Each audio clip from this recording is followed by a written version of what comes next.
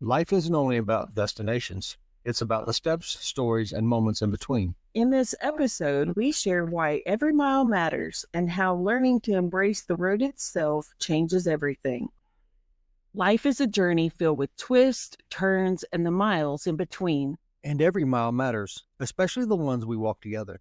I'm Tammy Sermon. And I'm Michael Sermon. Welcome to Every Mile with You. This is where we share real conversations about relationships, resilience, and the everyday challenges we face. And the joy, laughter, and love that carry us through. From the big milestones to the quiet moments that mean the most. We're here to encourage you, inspire you, and remind you You're never walking alone.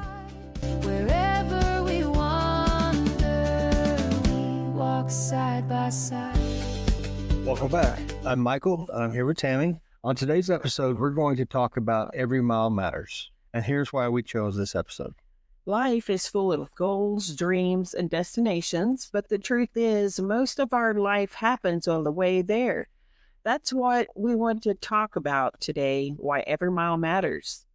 You know, many times in our lives, Tammy, we've had opportunities to do some tremendous things, right? Yes. So if you think about when we took our trip to Italy, and we ended up getting held over at Heathrow, right? And we had to stay there overnight, and we had to camp out. Yes, our trip really was Italy, right? And I remember, right, the Lake Como and already all of that, and just the incredible time that we had. But what stands out the most to me is while we were stuck in the airport, and those kids that we had the opportunity to interact with. Oh, wow. Remember that? Yes, that was phenomenal. Right.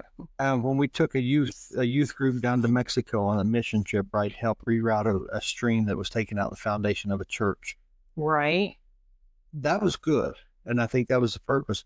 But the drive down where we camped overnight in the orange field, right, and where we had just the interaction and the different adventures and stuff that we had, that was really the trip.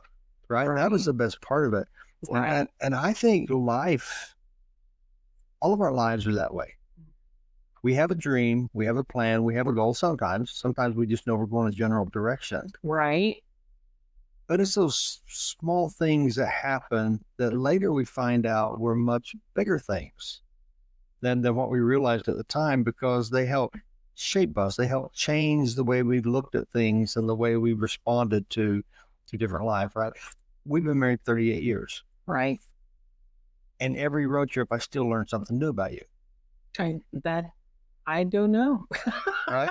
No, I mean, but it's true though. We do, I guess. I guess we do learn about each other on each road trip. And sometimes it's just about you can actually learn something from someone just by sitting in silence a lot of times. And then, of course, the things that catch your eye while you're traveling down the road and the conversations that spark over the sights that you see. Yeah. And it brings up old memories. It brings up expectations of the future. Right. So, yes, I guess we do definitely learn about each other. But you do. I mean, on each and every road trip. Every obituary will have, or every headstone will have, here's so-and-so, and they lived from here to here. Right. And in between, there's that dash. The dash. Right? The dash is the important part. Mm-hmm. So we can have a destination in mind. We can say, hey, we are going to go to Missouri to the Legacy Meets, right? Right. We can say we're going to run up there, make a trip up there. We know it's 2.5 hours up, depending on which way you go. But you can take the turnpike like I like taking, or you can take the scenic route like you like taking. Exactly. Right? Your way takes us to garage sales and fruit markets and right. different things. And there's antique stores. That middle of nowhere barbecue place that's up there. I love that one. But my way gets us in the car and drives us there. Right. And it's just me driving, you sleeping. Right? Okay. And there's a mundane drive. Yeah, there's no real adventure in it. And I think a lot of times in our lives, we take that approach. We think, okay, well, this is just mundane. This is every day. This is what I do. Right. It's just who I am. Right. But the truth is, there's magical moments within there, and that's one thing that you really taught me in our marriage is to pause long enough to find or see the magic in that moment. Right. The magic in your child's or your grandchild's first step, their first words, or even more fun is when they say things the wrong way, right? Like one of our grandsons is, "I love it." Right? I love it. I just love it. I love it. And I mean, it just says it with so much passion and so much certainty about it. It actually makes me want to adopt that. It does, right? That word. I love. I love it. I love it. I love you, right? Yes. And I think that as adults, we lose that. The story of, what was that? The Polar Express, right? Where they could hear the magic bell. And we kind of talked about that a little bit last time. Right. But where they could hear the magic bell if they believed in Santa. But yet there came a point that they grew and they couldn't see it anymore. Or couldn't hear it anymore. And I think all of our lives are that way. When we're young, right? Do you remember what you wanted to be when you were little? Well, when I was little, my mom was my role model. And so, of course, I wanted to be a mom and have a couple of kids. But I did have dreams later of wanting to become a airline stewardess. And now they call them flight attendants. Right. So model. I wanted to be a model after I started getting older. You wanted to be a photographer. You wanted to be a writer. Yes, right? Yes. So, and I wanted to be what I want to be. I wanted to be a bull riding, firefighting preacher who was also a secret agent. Right? Oh, wow. Okay. So I had all this worked out. And when I pretended to be, when I was a superhero, I was never that superhero that was like a Superman or something like that. I was always just some obscure superhero that had their own unique thing that they did, right? Because I wanted to do something unique and do things my own way. Right. Well, somewhere over the years, I've ridden a bull, right? I've ridden a couple bulls, not for very long, but but I was on them when I was younger. Yes. I've never been a secret agent, even though I have kept some secrets in my life. I've never been an official firefighter, but we had the fire that broke out in the backyard that time. I had to get put out. Right? And the whole family became firefighters that night. Yes, we sure did. But it's a story for a different time. I've definitely been a preacher. I've definitely been a teacher. Right. But I still have those things that I can remember, those things that I try to do. Okay, so think back in your life, right? The things that you wanted to do, right? Right. You've written books, children's books. Yes. You have adult books. And adult books. You have taught. Mm-hmm. You have had your own photography business for a while, very successful one. Right. Right. Although I did not model, I worked with models through my photography. Right. And then you had the fashion show that you ran. That was a good one. Yes, that was a really fun time. That was something I had always wanted to do, something like that. And that was the most craziest thing that happened because I had honestly forgotten that I always wanted to do something like that. And then out of nowhere, I had started working for a department store, and come to find out, my boss, the manager there, Robin, she had just a lot going on her plate. And she had said that they had the fall fashion show that was coming up, and asked if I hadn't even worked there 2 weeks. And she asked if I would be interested in heading it up. And apparently they each year would only have anywhere from 15 to 20 models that did this show. Right. And when she asked me, I was like, oh my goodness, because I felt that there were other qualified managers that worked at the store that had obviously worked there much longer than I had. Right. And anyway, long story short, I ended up gathering 63 models for that fall show. And so, wow, isn't that pretty cool? It's cool. It was fun too. You did such a beautiful job. Everybody had a great time. Yes. Nobody wanted to. Nobody wanted to leave the store. And that day in their cells, the entire time, our manager had ever worked for Fashion Bug at the time. Right. She had never in her life had that high of sales other than that particular day. Wow. In a 1 day sales. So no, it was amazing. I enjoyed being part of it.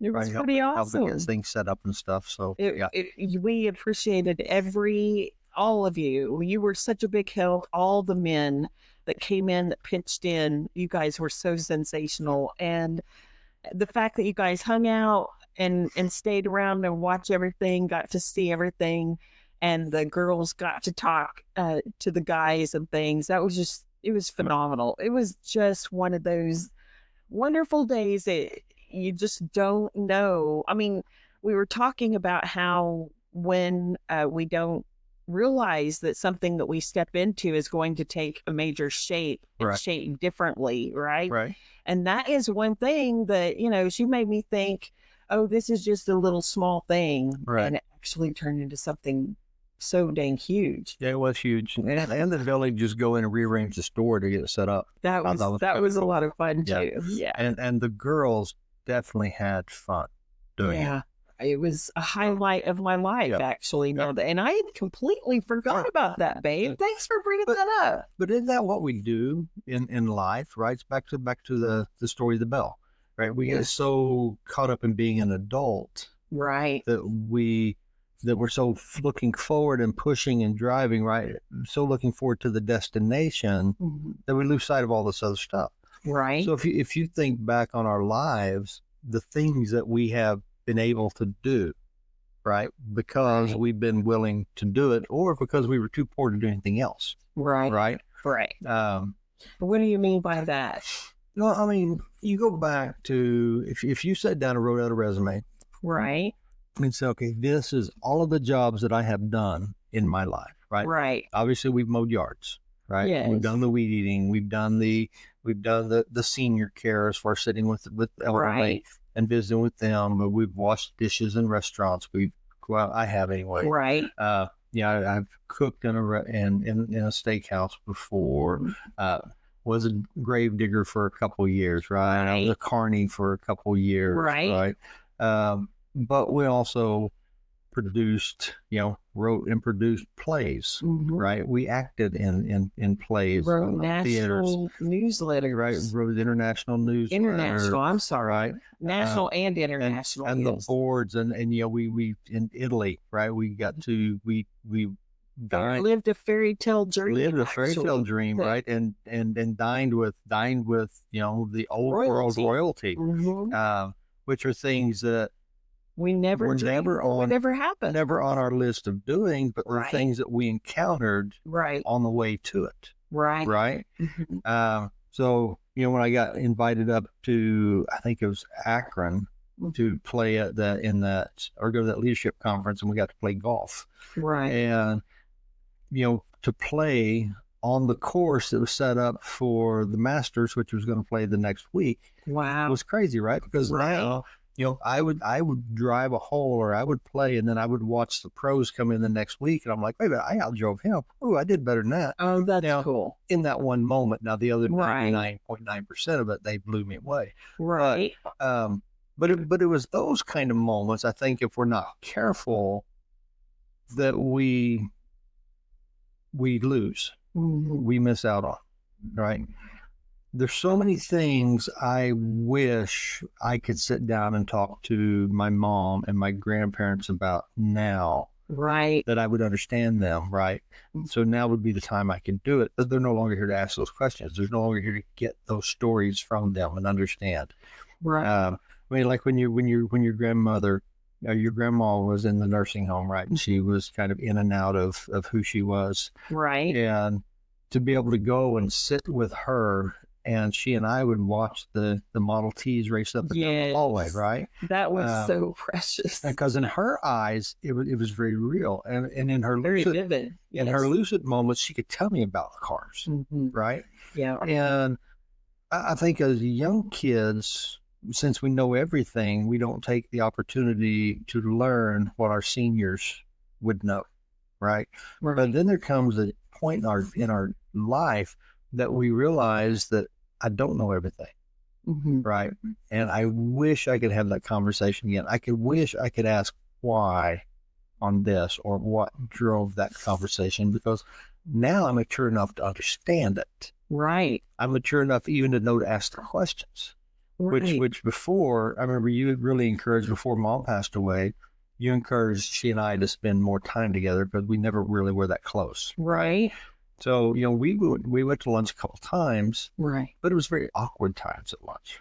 Right? Yeah, we talked about the superficial type of things, but we never really talked about the things that were important.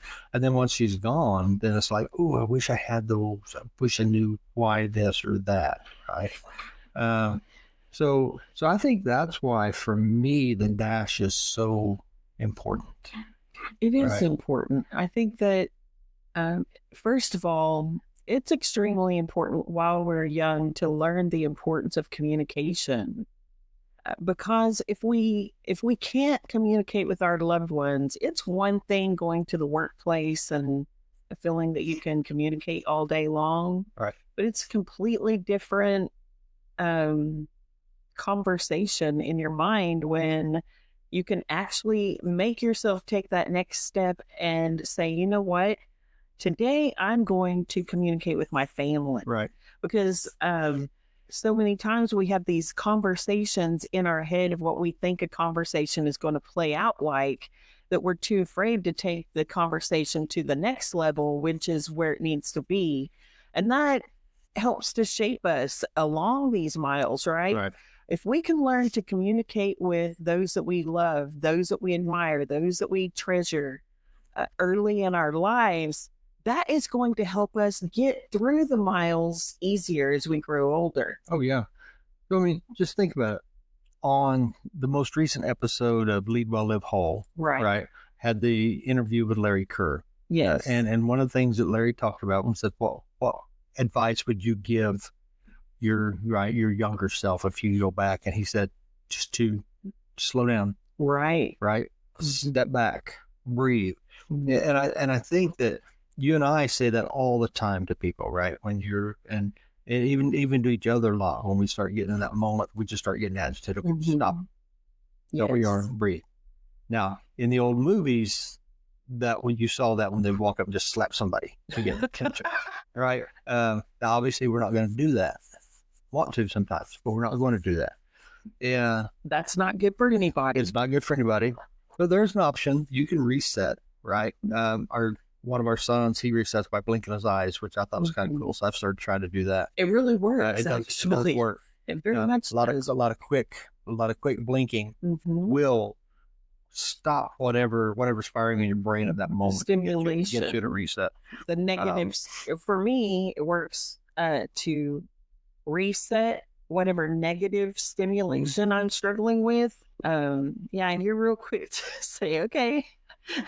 It's time to reset, and I know that means let's take time to blink. And at first I didn't understand it, but man, it's extremely cool the things that you can learn from your loved ones by just settling, being quiet and listening, or just watching. And that's how we learned that from our son, was just taking time to notice. It's important to notice.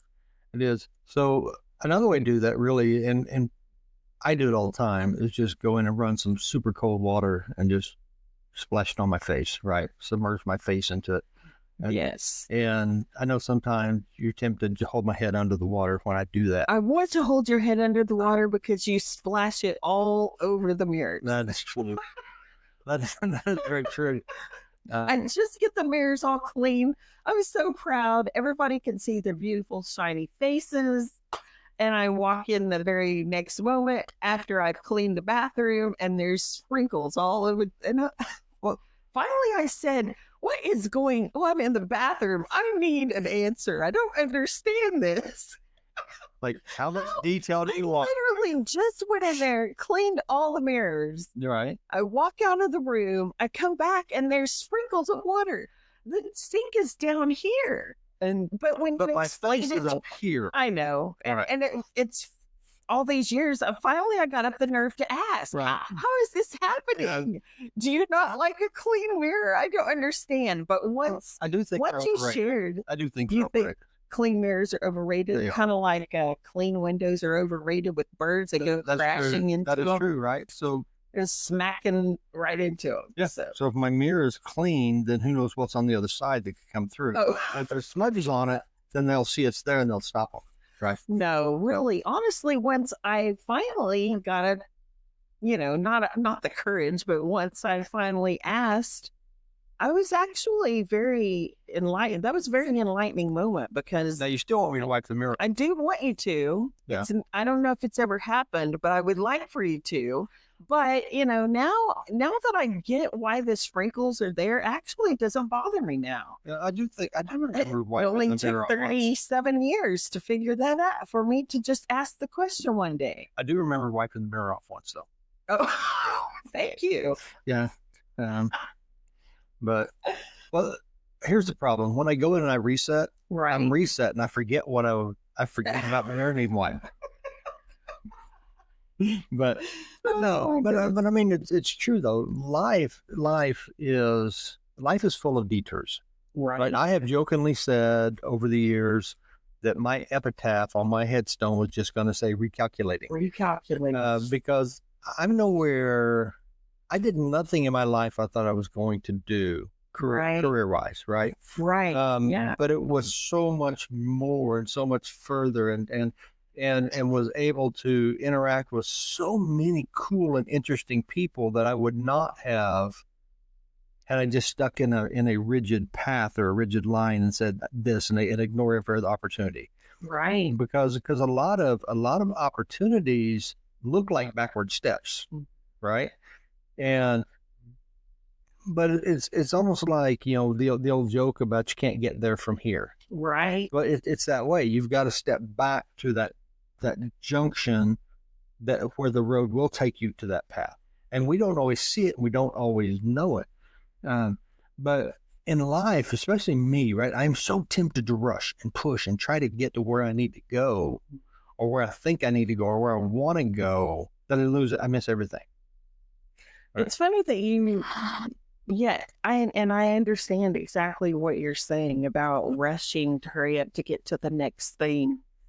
But I don't mean to get off topic, but as I was reflecting, you were talking about things that you did in life that you never realized that you would ever do. I mean, I can think of handfuls of things now that you're sharing your end of things that, whenever I was a kid, I babysat a ton of children in our neighborhood, and that, our pastor's wife, she saw me work my summers doing that.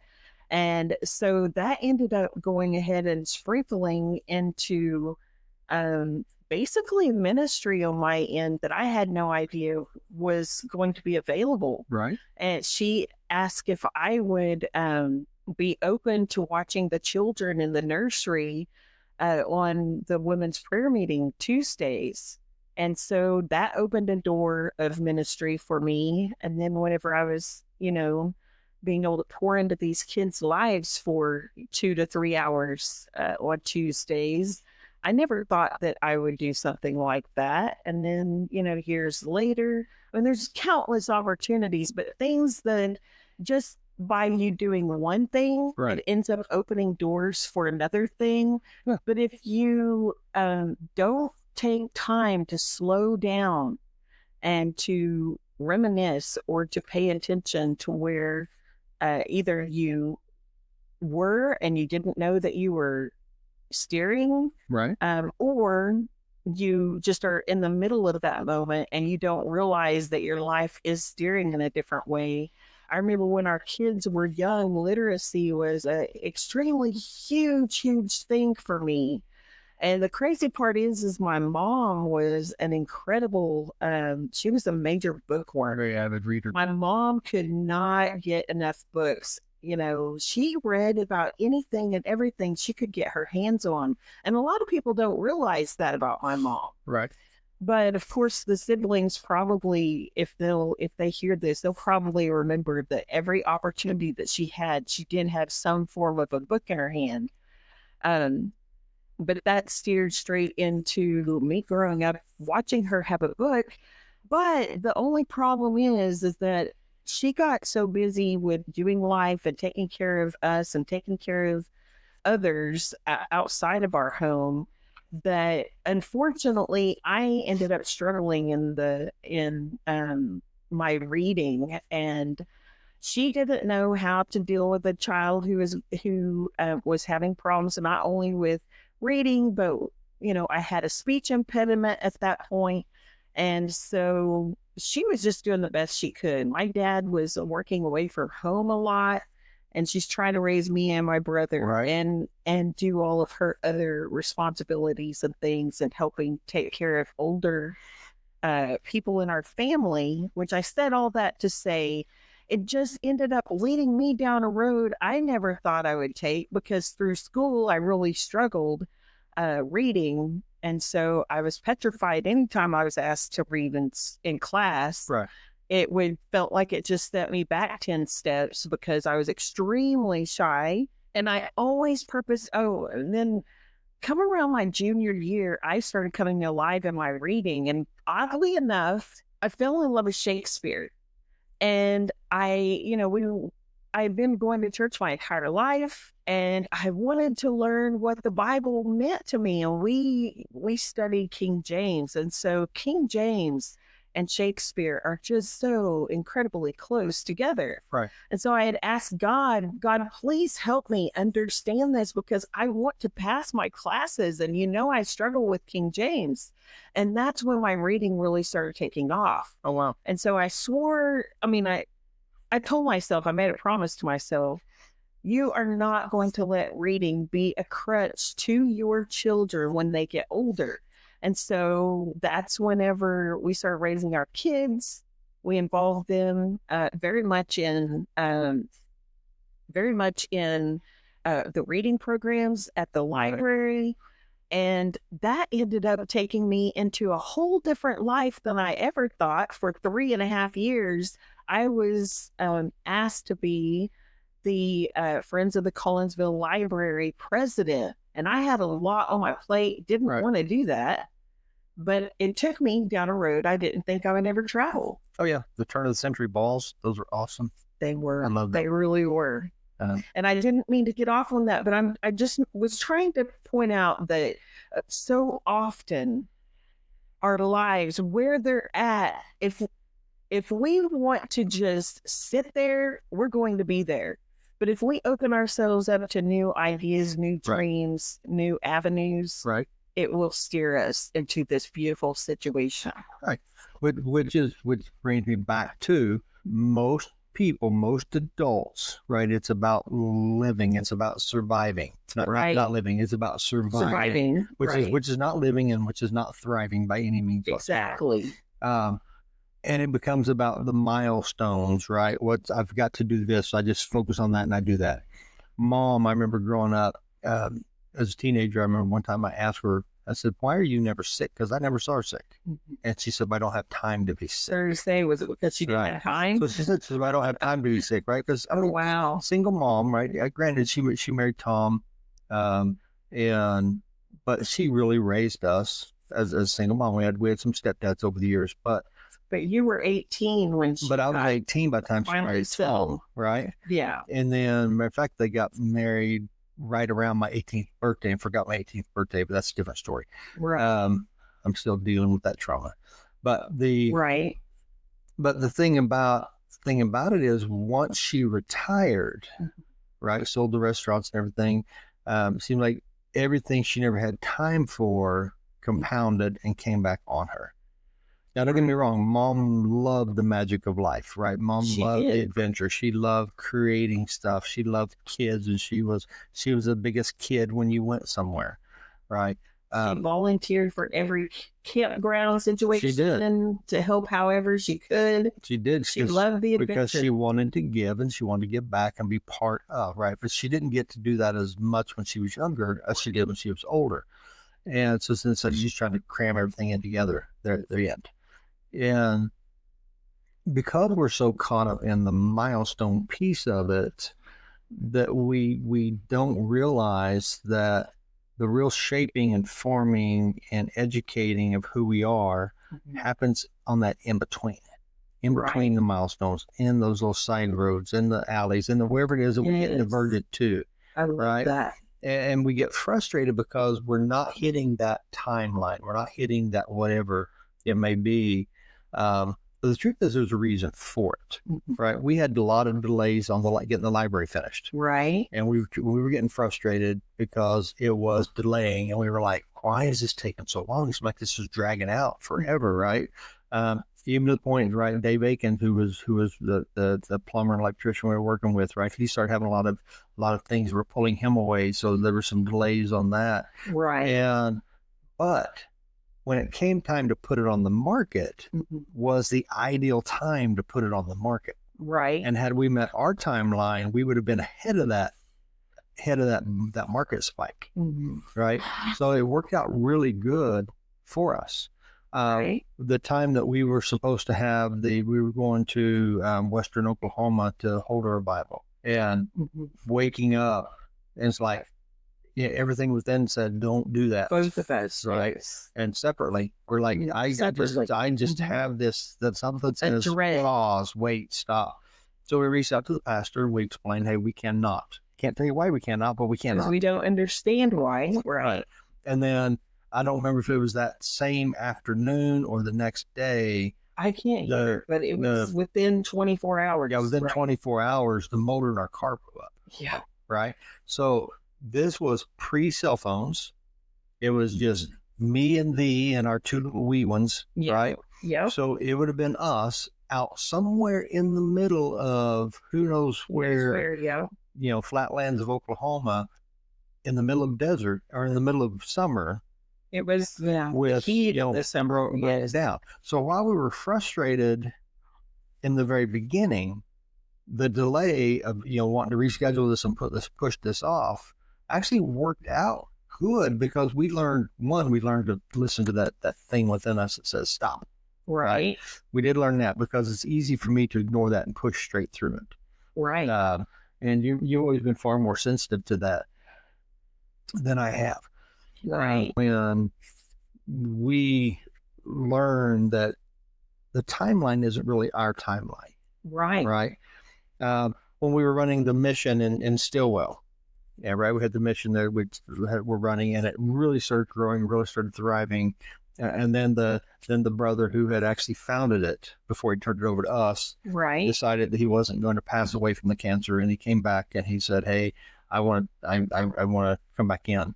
And we're like, "Okay, well, I mean, it's yours anyway, so absolutely." Right. But the idea was we could run it together, but that didn't work out, because you can't have two heads. Right. And then the day we went back to him, and we finally turned it all over and we're driving away, and you looked at me and said, "I feel like we've been fired." Right. I said, "I do too." And you said, "Well, now what?" I said, "I have no idea, but God knows what he has in store for us." Exactly. And we weren't just a couple miles down the road, if that. Yeah. And the phone rings, because we did have cell phones at that point. Right. The phone rang, and it was a friend of mine named Randall Moss. Right. And Randall said, and he supported us in the ministry, right? But Randy was like, "Hey, we've got I need some help. Do you know anybody who could come and help me?" And that was Gardner Denver. Gardner Denver was materials major at the time.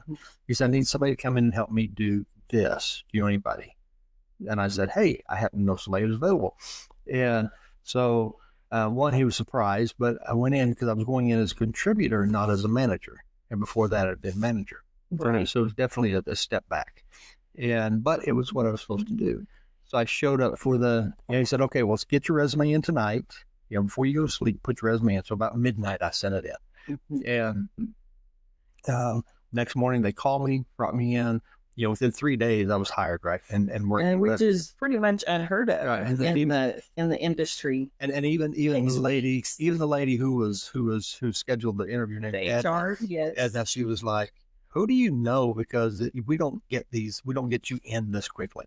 Usually can take weeks or a couple of months, depending on what's going on with the company. But that whole thing, right, in the interviews with sitting down visiting with the director of ops at the time and the HR manager, and they're like, well, you're materials manager. Why would you want to come in at this role? And I said, because this is what I'm supposed to do right now. Right. And so they kept trying to push me to step into a management role. And I'm like, that's not what I'm supposed to do. Right. So it was a lengthy process to convince them that that's not what I'm supposed to do. Now, they still, when I came in, they moved me into a management role, but I didn't manage anybody, which was kind of odd. But because of that, though,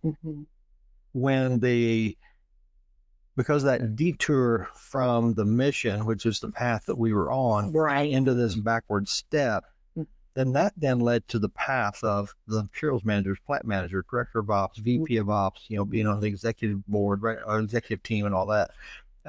So the detour could have devastated us, right? But it didn't, right? Because it was about the journey. It was in about between, the journey, right? And when we've seen that time and time and time and time again, right? When we limit ourselves and we choose to limit God, it can put a damper on what God's actual best for us is. Because once again, God is a gentleman. He's never going to. I don't want to say he's never.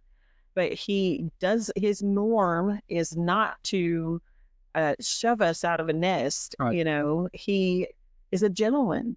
And, I have always believed that myself. Some people have a complete different theory. They believe that if God wants you to go a certain way, you're going to go that way, regardless of what path happens in front of you. But I don't believe that. I believe a lot of times we get in God's way, his absolute ultimate best for us. Right. And we can limit what he wants us to play out.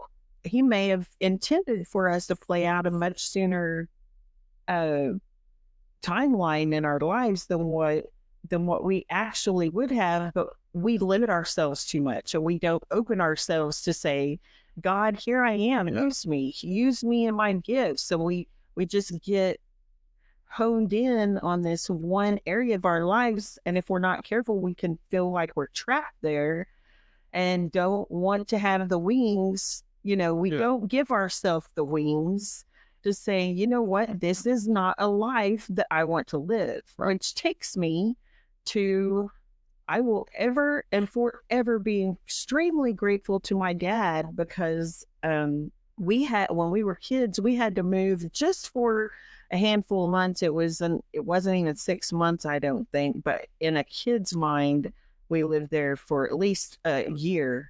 Right. But we had to move to North Tulsa, and we were living with a family. My mom and dad were living with my Aunt Shirley and Uncle Perry in their basement. They had 2 basement apartments, and they allowed us to move there until Dad and Mom could get on their feet.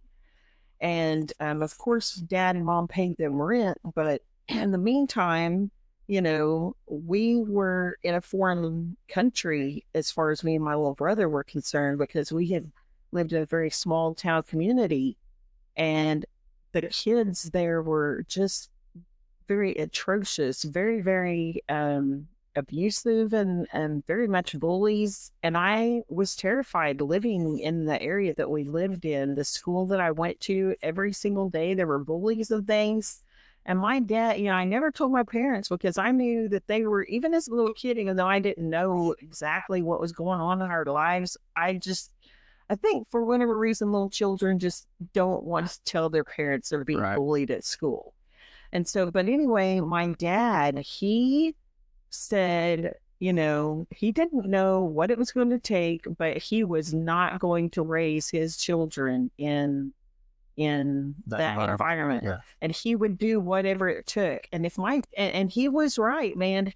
We only stayed there just long enough for him to be able to draw us back up on our feet, and we were gone. Right. And so, because we originally, from what I understand, were trying to find a home there in Tulsa, But after we were subjected to that environment, Dad was like, there ain't no way I'm raising my family in this area. And so that's whenever we were introduced to Collinsville. But I'm so grateful that my dad had a vision. He was not going to allow his children to be raised in an area like that. And that's why I say, unless if we reshape our minds, often we can get trapped in a way of thinking, and we can live out that life, even though that's not the life God had intended for us. Life is going to take you through journeys, and it's going to take you down paths. And if you're not careful, you'll lose sight of that path, and you'll get lost in whatever the quagmire is of that detour. When you're there for a season to learn, but you're not there to live. Right. Mm-hmm. That's what I heard. That's what I heard you say. I think that's where I was trying to go with. I thought okay. I thought you sounded pretty wise. Yeah. Now, I'm so sorry about my loud laugh. You're fine. I love your laugh. Now, the society we live in really is about pushing and driving and getting to where it's going to go, right? You want more. You have a nice car, well, you want a bigger, better car. You have a nice house, you want a bigger, better house. You have one boat, you need 3 boats, right? That kind of approach. And you can see it. And I'm not bashing anybody by any means by what you have, because we have a rental unit we keep our stuff in. But you see it by the rise in the number of rental units that are out there, and people just buying more and putting more in. But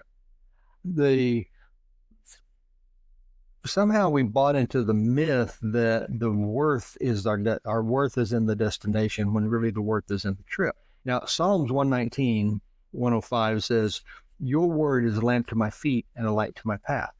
Right? Right. And then Proverbs 16:9 says, "In their hearts humans plan their course, but the Lord establishes their steps." Mm-hmm. So I think a lot of times we step out to do something, and we think that we're doing it because this is what we're going to do, when the reality is, that is, if we will listen and follow the peace within our hearts, that is guiding us down the path we need to go on so we can learn the lessons, right? So you think about it. The children of Israel, they wandered in the desert for 40 years, right? Yes. And you think, well, why did they need to go through that 40 years and all that? But the truth is, had they not learned to, if they had they not hardened, had they not worked on their resolve during that 40 years, when they finally stepped across into the promised land, crossed the Jordan and went in and started encountering the giants, they wouldn't have the strength to fight the giants. Right. They wouldn't have the resolve. They wouldn't have time to build up that vision within their head that that's our land over there, right? And so they would have ran in the very first conflict, because they didn't have that stamina built up. Mm-hmm. So our journeys really teach us those things we need to learn. They give us that strength, give us those insights. Those lessons we learn, we don't understand why we're learning them, suddenly come back into play, later down the road. So there's a song that from the barn to the battle. Right. And I love from the barn to the battle. So one of the verses in it says, or one of the chorus says, "From the barn to the battle, from fear to the fight, from trembling hands to a torch in the night. He calls the weak and makes them bold. He shatters limits we still hold. You don't need a crown, just faith to stand. God writes his story with unlikely hands. So rise, O soul, and lift your eyes. He turns your whisper to a battle cry." And what I love, the bridge on it says, "And the Spirit said, it's not what you lack. Just take the step. I've got your back." Right. And I think that a lot of times in our lives, we miss that, right? I've told people, as I'm coaching, I tell people all the time, it is much easier to change the direction of a car that's moving than it is one that's parked, right? Mm-hmm. And our lives are that way. We can sit and not do anything and want to change, but nothing's going to change. Right. But once we're moving, even if it's the wrong direction, you can make course correction. But once you're moving, you can make that direction, that change, and you can start going in the direction that you want. But you're going to learn something in the process. Right. So if you think about just our life together, right? What's 1 mile on our journey together? that we almost overlooked? What was that 1 mile that we were so busy or so caught up in everything that we almost missed the magic of it? And I can think of mine, right back. Well, share yours, because there's been a lot of different things. I think every couple, every individual, whether married or not, all, if they sit down and think about things, they can think of a lot of areas where they wish that they would have turned on course early in life, and sometimes they wish they would have turned off course later. They felt that they were on course for too long, and when they knew their lives were being steered a different direction. So I can't think of anything right offhand, but so I go back to and we talked about on one of the other podcasts, or that video we worked on yesterday, and talking about when I was pastoring a church, mayor of the community, running the baseball team on a couple different boards, working a full-time job, and the whole time almost missed my most important full-time job, which was being husband and father, and then how God had to get our attention and bring it back. Now, that didn't stop me from being any less of a workaholic, because I was so pursuing my identity at the time, trying to figure out who I was and establish who I was. But it made me more conscious of that being intentional with time with the family and that sort of thing. Now, looking back, would I have taken the kids camping more? Probably. Would I have probably gone the motorcycle route with them? Absolutely. Things like that, more tactile type things. But had it not been for that that shift, I would have almost missed that entire time. And as it still took a lot of work on your part and definitely on God's part to get my attention, to keep me focused, on the important things. I think I touched on all that myself in our last episode. I think one of the times that probably I'm grateful that we were steered a different direction was when we were youth pastors of a church that had 500 people per service, and had multiple services. And I feel like we were kind of, even though I have no doubt that God had placed us there for a season, I feel it could have been extremely easy to have stayed there longer than we intended, but gratefully, through circumstances unfolding the way they did, we could have chosen to continue to stay there. But I'm grateful that instead we felt that it was our time to go. And if we had gotten extremely involved in the manner in which we were steering, I feel that our lives more than likely would have not taken this incredibly sensational turn here and there through life, because we would have been stuck. We were both helping in every area of ministry, the children's ministry, the missions, the youth, everything. I mean, we were door greeters, and not that I'm saying that I'm not putting anyone down whatsoever who works in the church and works very diligently. I'm not saying anything towards you and your ministry. No, I'm not trying to steer your ministry. What I'm saying is for us. Before that, we had both grown up in smaller country style churches with smaller ministries, and I feel like the trajectory our lives were taking at that moment was steering us away from smaller churches, and our hearts have always been with the smaller churches and the smaller communities, but by steering by God changing that situation in our lives, we felt the need and the draw to go back to the smaller churches. Right. And God used what we learned in a large church community, how to go about reaching in a different avenue, how to reach the young people, how to reach in ministry and song and different things that I don't think that we necessarily would have ever taken. We took great value in the lessons that we learned and we applied them. Yeah. That's what I'm trying to get around to. And I feel like oftentimes you feel like you're taking a step back, like you had said when we were at the mission there at the Indian mission, when we felt like we were taking a step back because you had worked a higher place, but yet God used that tremendously to shape and steer our path. And the thing is, were we willing to walk it? And gratefully, yes, we chose to walk. Yeah, no, that's fair. One fair. So, I know you coach a lot of people, right? Informally through life, yeah, right? Yes. But how would you suggest that people, or what would you suggest people can do that could help them reframe their daily routines to make them more meaningful, right? So it'd be meaningful miles and not just wasted time, not just stuff I have to do, the grind, right? Meaningful miles. Well, I think, my sister, she's not my sister, but I think of her as my sister, Stella. To your sister. She's my sister too. We are sisters at heart. And so we have talked about this countless times.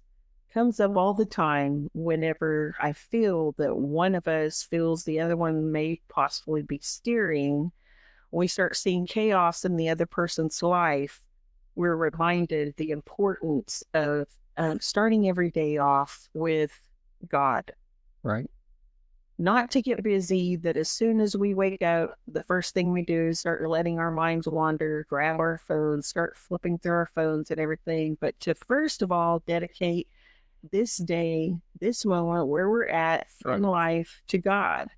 And, and I do try to encourage other young women, even our children and things, that if we want our lives to steer correctly, steer on course, the best way is to have that personal, intimate relationship with God, not just a duty list, right? Oh, well, I got to come to the Father and start my day off, and so I'm starting it off right. No, it's more than that. It is just coming to your Father as you would to a parent. Hopefully those out there who are listening have a good relationship with their parent, or if they don't have a relationship with their parent, whoever that's important in their lives, that they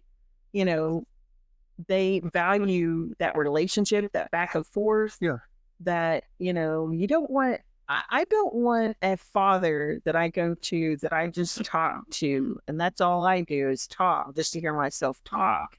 I want to have a relationship with the Heavenly Father that I can get quiet enough, long enough to hear His heart speaking to mine. Right. And so to me, just moving in a productive daily life, it all starts out truthfully by taking time and devoting part of yourself, part of who you're going to be that day, to Him.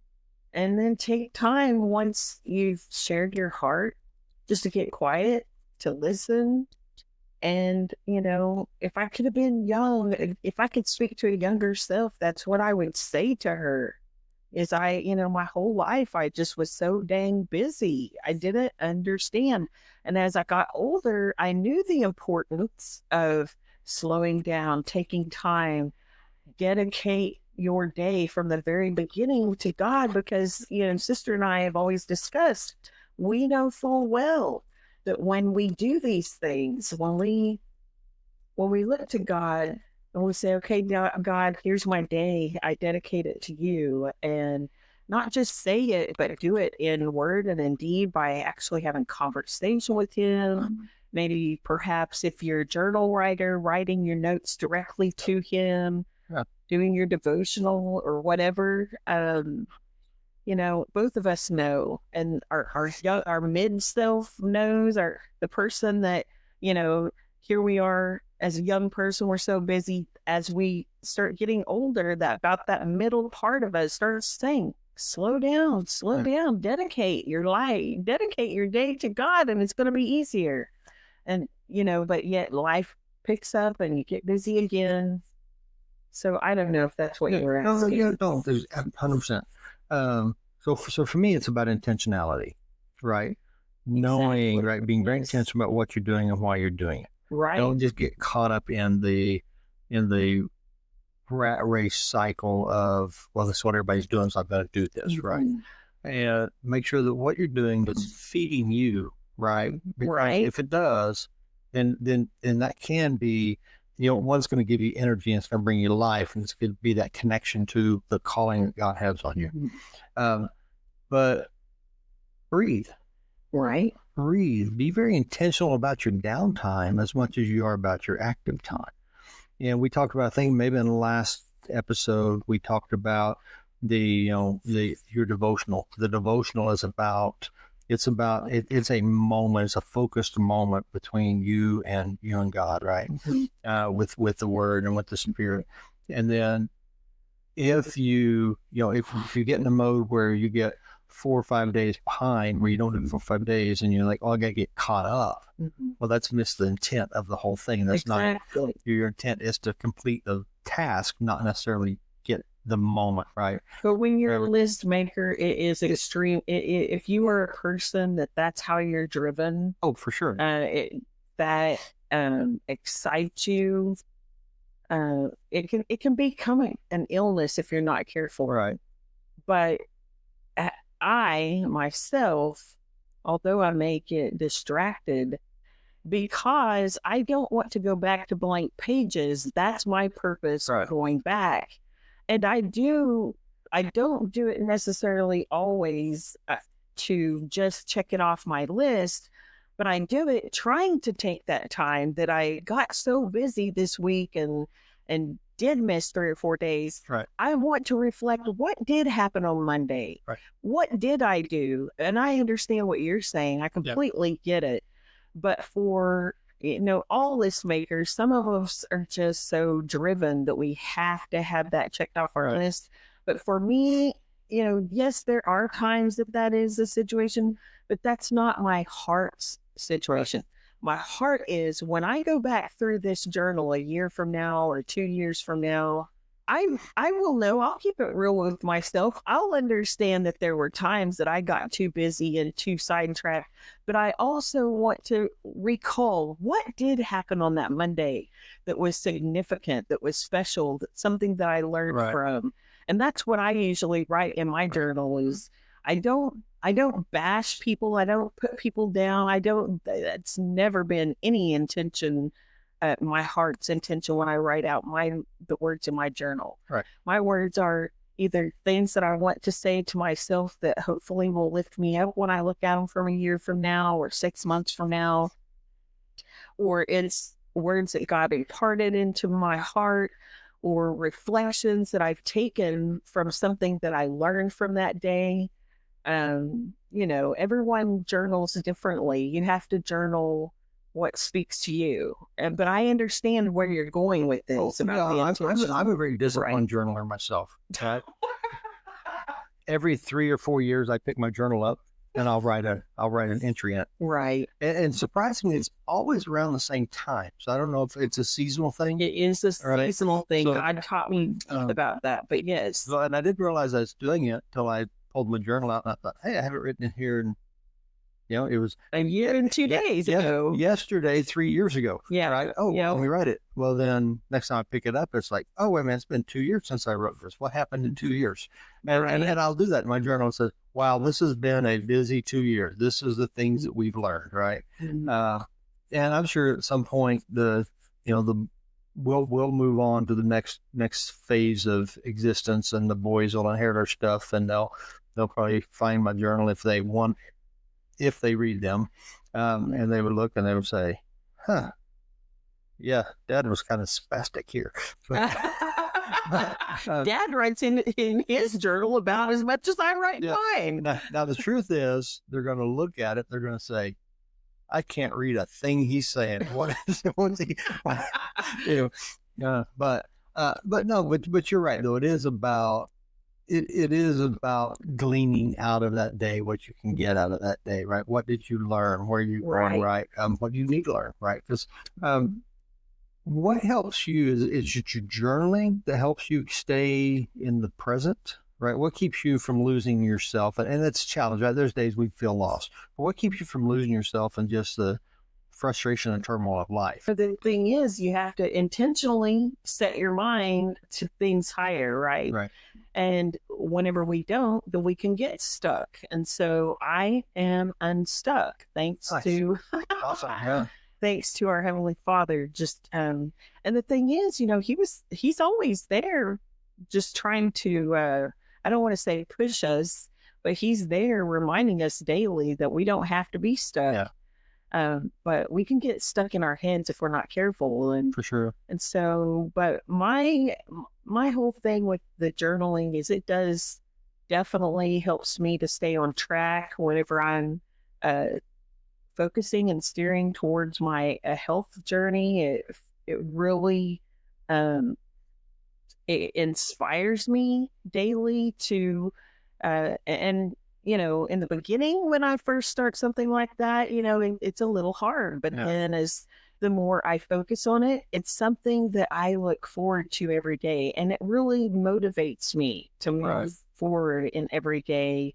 And I could flip back earlier in the week and I can say, okay, this is where you had a little bit of a stumbling, but look here, that was Monday, but look at Tuesday, it was so much better. And why was it better? Because I happen to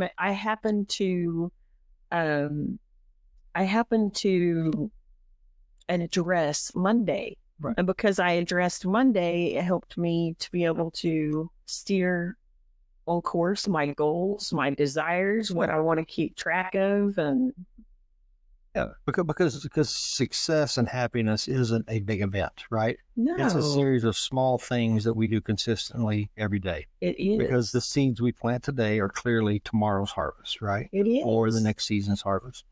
And a farmer doesn't expect to throw seed in the morning and go out in the afternoon and pull up crop. No. And we shouldn't expect the same things in our own life.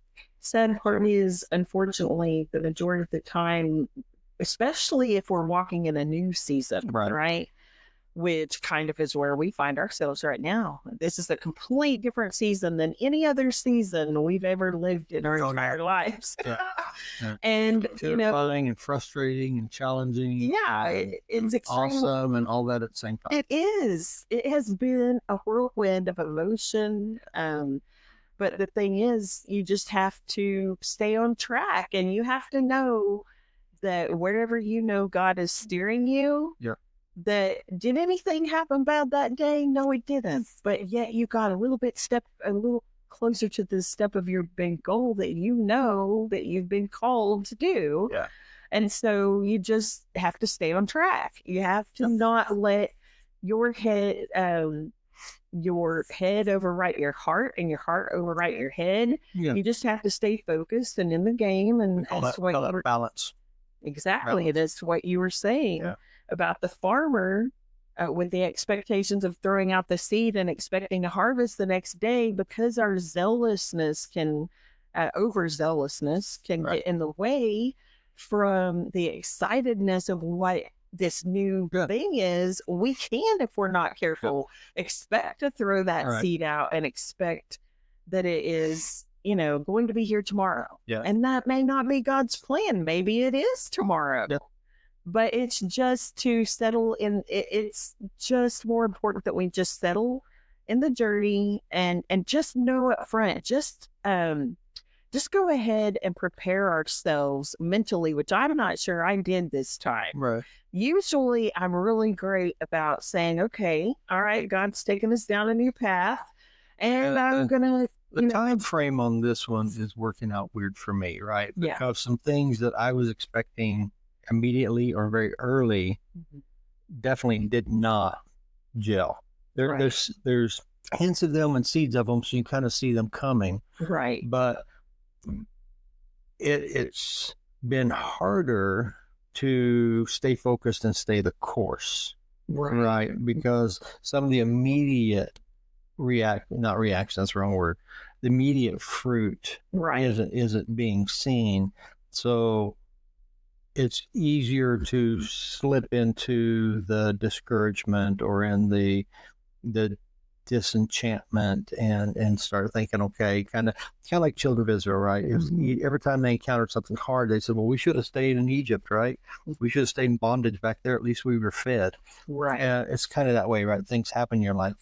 Well, you know what? I should have just stayed in that job. It sucked. Right. But I should have just stayed there. But that's the truth is that's not the season we're in. That's not the path we're going. And we can't expect to step into new realm, a new kingdom role without shedding the skin of the old world. Right. Right. Kind of like a locust, or butterfly. That's not a comfortable process to be transformed or to shed the skin. Right. But yet they do it. Right. Well, kind of what you were talking about, just to share just shortly, there was a point in my life where I had taken photography in high school, moved away from that, and didn't think I was ever going to revisit that. Well, then I started picking up photography as a hobby. And as I picked it up, people started asking me if I would do sessions for them on the side. And as my hobby started growing, I started realizing I actually had this really great knack for being able to capture people's emotions on film. And so I remember one night after we had gone to dinner with James and Stella, you, out of the blue, out of nowhere, asked me, hey, if there was anything you could do, if money were not an object, is there anything in the world that you would do without even thinking about it? What would you do? I sent you the picture of my remote island yesterday that I would do. Oh, well, I had no hesitation on our way home and immediately didn't even hesitate whatsoever, and it just flew out of my mouth. I would stop everything I'm doing. I would quit my job and I would be a full-time photographer. And of course, you were so amazing, and you said, so what's stopping you?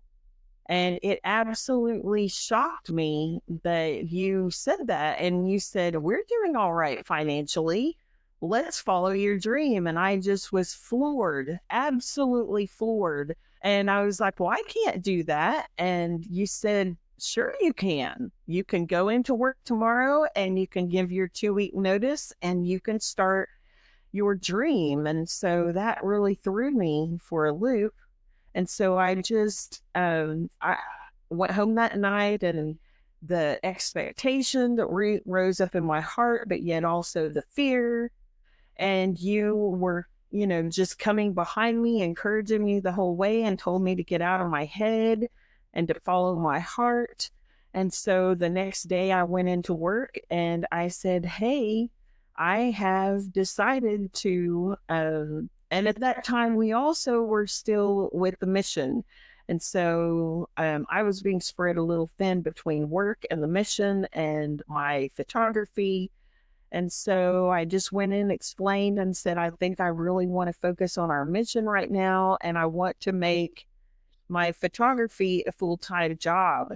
And Michael has told me he wants to support me in this. And so I remember, even though my boss was really sad that I was leaving, because, we all got along so incredibly well in my work, she just was like, follow your dreams, follow your heart. And what kind of person is that God would put someone in your life? Because so incredibly, not one person, but two immediately telling me to follow after my dreams. So, I had 16 photo sessions that I had in the books. And Michael told me, let's follow your dream. And went home that day, just convinced that everything was all right. And I was doing my sessions and everything. The day I quit my job, the day I walked away from my job, that's when everybody out of nowhere just started canceling sessions, canceling them right and left, down to me having 16. Well, I think I had already followed through with, I had already had like 10 or 15 sessions that had already done and was in the middle of edits or had already completed edits and completed those 2 additional sessions in between. But 16 sessions had dropped down to, I think, only 1 or 2 sessions. And I was like, oh my God, talk about questioning my judgment, questioning, oh my God, what did I do to myself? And questioning my abilities and my gifts and my calling, and everything was just bombarding and hitting me so hard.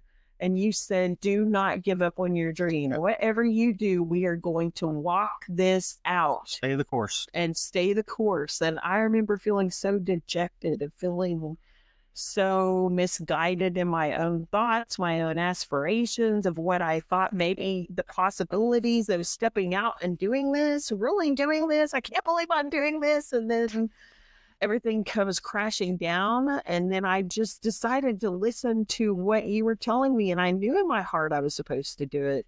And so I pulled up my bootstraps and I was like, okay, God, just one session at a time, just one session at a time. It actually worked out so incredibly good because we were still at the mission at that time. And little did I know at that point that our time at the mission was tapering down.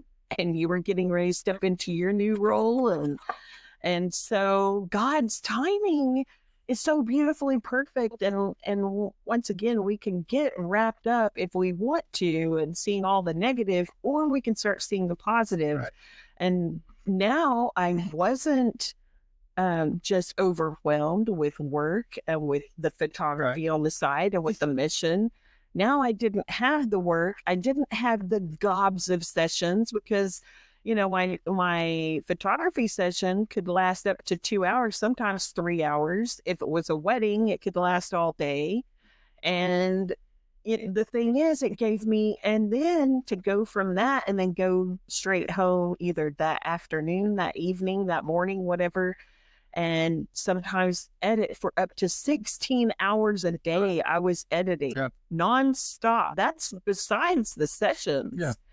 God just taught me to slow down. Yeah, because too much of a good thing is a bad thing, right? Right. The right thing at the wrong time is the wrong thing, right? So no, you're right. So I think that's important, and it's good to remind ourselves of that from time to time. Every Thanksgiving, we all have a month of gratitude, right? Every day everybody will go through the routine of what am I thankful for today. But one of the things that you started early on our trips, as we're traveling down the road or whatever, is you were, almost childlike in your faith and in your excitement of the adventure of what's down this road type thing. Right. But we really practiced those gratitude moments as we were driving, right? We were thankful for that opportunity. We were thankful for this. And we talked about those things as we went. Far more than most husbands are comfortable talking about. I'll give you that. Oh my gosh. You're my very best friend. There isn't anything on the planet that I can't talk to you about. But I'm just saying that, I know it's same with you, right? Right. But I'm just saying that, those, to the husbands, you've got to open yourself to those conversations because you don't know what you're gonna learn or what you're gonna hear, and it's easy for us to block out the voice in the passenger seat when the reality is we're supposed to be intentional about being there at that moment, right? We can't be driving down the road having this conversation with you while I'm still working. Right. Those kinds of things take the value of the journey away, right? So I think if I was going to suggest to anybody is, first of all, practice gratitude on the go. Practice those when you're out and about. I love sitting in my office here. I focus by unfocusing, right? Right. I'm an offline processor. So for me, a lot of times you say, why are you sitting there staring? Like, oh, I'm not staring at you. I'm actually staring way behind you. Right. I'm just unlocking my eyes. I'm just letting myself go into standby mode while I'm processing whatever. And I'll do the same thing. I'll sit in the backyard, just sit on the chair and do it. But as a result, right, of taking time to look around, I get to spend a lot of time watching the hummingbirds out front, right? Yes. Watching their change and watching their patterns. I've got the what is that anti-zero gravity chair in the backyard, right? So I'll sit out on the deck sometimes, just kind of just sit there and just enjoy the silence of nature. And as a result, this year, for the first time, right, I'm almost 60 years old, we have a pair of migrating Mississippi kites. Right. That are, that I've got to watch and experience. I didn't know they were a thing until I saw the one on the tree. And I'm like, yes. What is that? And my thrill in life is the research behind something. So I see it, and then I want to start tracking down what it is, and I'm watching it, and they're just majestic birds, right? That's exactly what I was just about to say. Very, very majestic. Yeah, they are. They're amazing. In fact, when I saw the first one sitting in the top of this little Charlie Brown tree next to our house, I thought that the way it was shaped, I thought it was eagle sitting there, the way the sunlight was hitting it. Right. Because they had a lot of the same features and same characteristics and helps body the same way. And it is a raptor, right? So it's part of the same family. But then watching it go, it's got like a 4 foot plus wingspan. It's just a massive bird. Wow. And it's just gorgeous to watch it.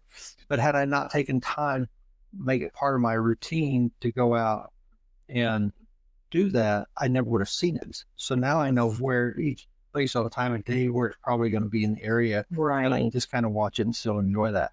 But it's taking those moments of gratitude on the go, right? It is. And the next thing really is about setting your micro goals.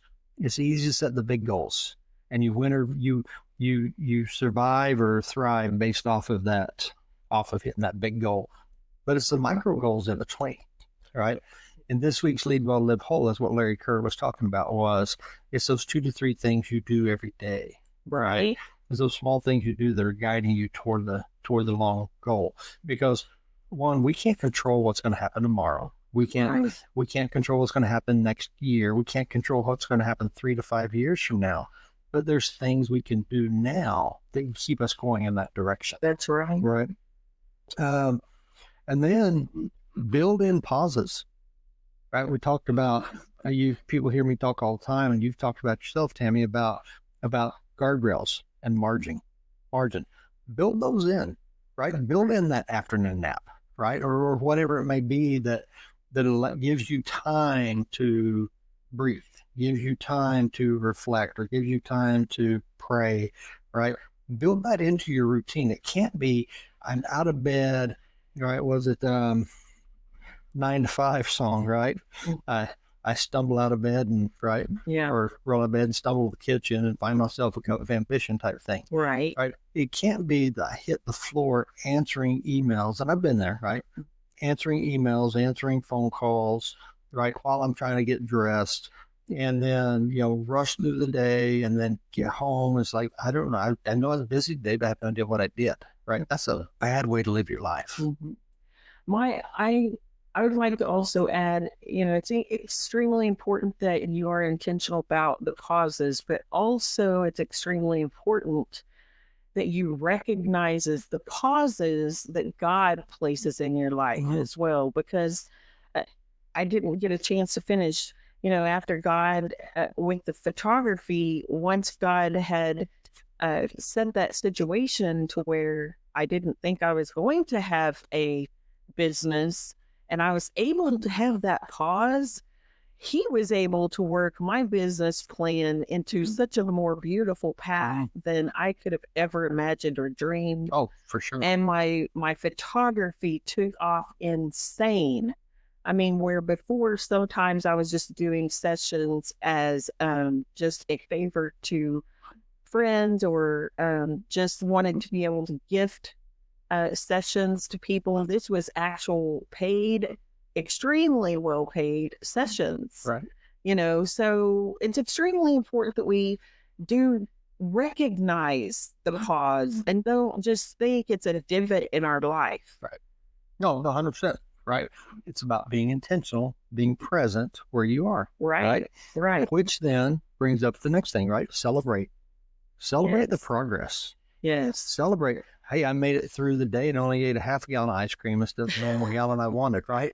Right. That sounds silly, but it's those things, right? There's a progress and there's a path, right? I only yelled at 3 people today. Only cut 1 person off in traffic. I only honked once. I only watched TV for 2 hours. Right, Look at right. that. Usually I can cut watch it TV down. for 4 hours. Yeah. But it is about the progress. It's not just the finish line. Right. I want to be 30 pounds lighter. Right. Well, I don't celebrate when I'm 30 pounds lighter. I have to celebrate when I'm 1 pound lighter, when I'm 5 pounds lighter, when I'm 10 pounds lighter. Celebrate in that day whatever you absolutely right. Yeah, you're getting a new mindset and that you are steering towards the body physique that you're wanting, and celebrate who you are now. And that's the thing that I learned, is that so oftentimes I forgot to celebrate me. Just celebrate the life that I'm in right now. And maybe it's not exactly where I want to be, but guess what? Today I made a decision that I'm taking steps today that's going to help me get there. Right.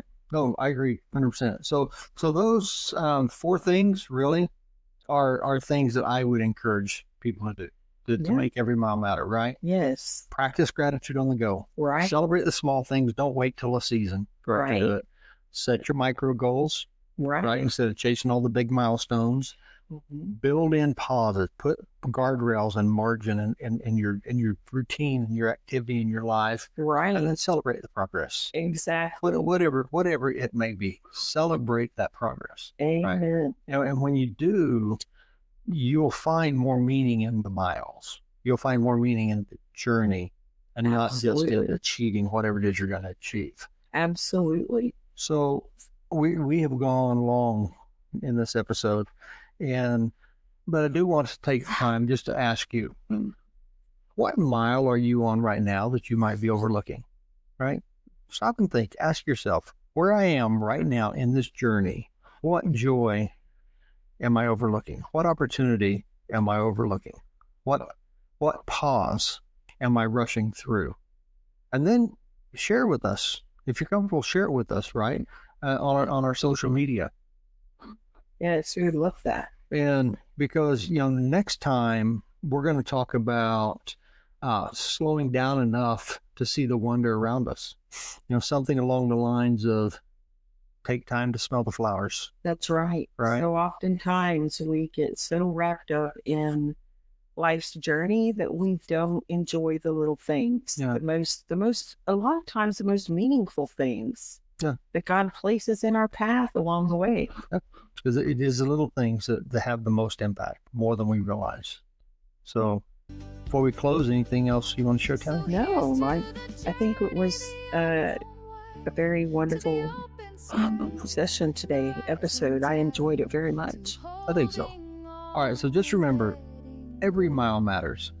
We go where the wild